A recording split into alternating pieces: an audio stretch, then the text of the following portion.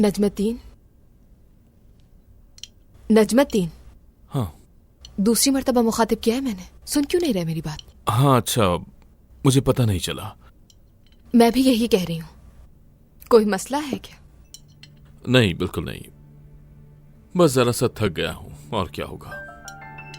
शुरू से ऐसे ही है ये, मसले के होते हुए यूं ही कहकर बात खत्म कर देते हैं। हाँ, क्योंकि ऐसा करना मेरी मजबूरी थी। पता है भाई, आप बिल्कुल भी नहीं बदले। तुम भी गुलाए। जाहिर है कि कोई परेशानी है, क्यों नहीं बता रहे आप? कोई परेशानी नहीं है गुलाए, और तुम्हें किसने कहा कि मैं अपनी परेशानी तुम लोगों को बताऊंगा?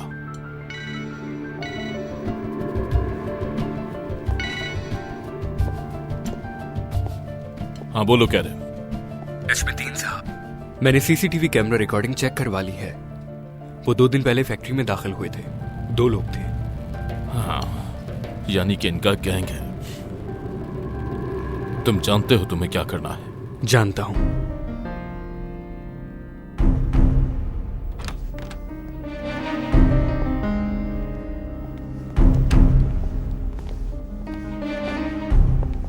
तुम अब तक कहां थी बेटी? अब आ गई हूं ना बाबा। क्या हुआ बेटी, क्या बात है? आयशा सुल्तान, यूसुफ नहीं रहा।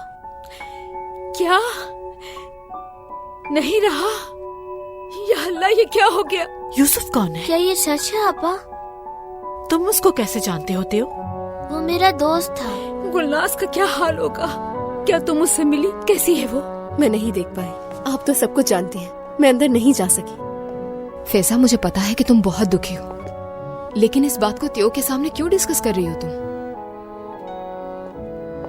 आ जाओ बेटा। मुझे माफ कर दे, मैं बहुत दुखी हूं। तुम क्या चाहती हो कि हमारा पूरा घर बैठकर शोक मनाए? फैजा, मैंने कहा भी था कि खुद पर काबू रखो। अब इस घर में दोबारा उस बारे में कोई बात नहीं होगी। उम्मीद है तुम मेरी बात समझ गई होगी।